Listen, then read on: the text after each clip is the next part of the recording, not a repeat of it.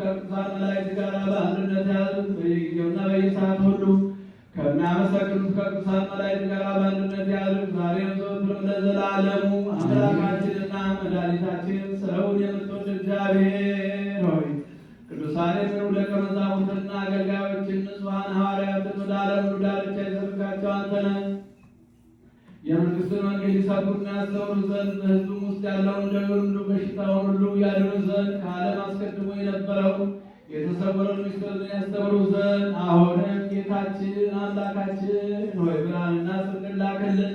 የሐሳባችንና የልቡናችንን ዓይኖች አብራልን። የከበረ ወንጌልን ቃል በመጨከን እንሰማ ዘንድ ይበቃን አድርገን።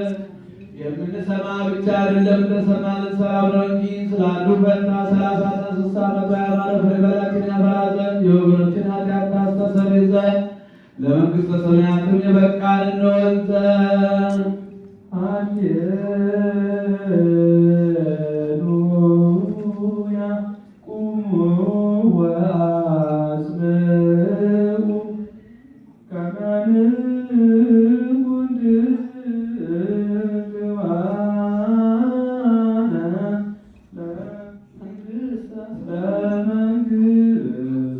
ሰማያት ወእግዚእነ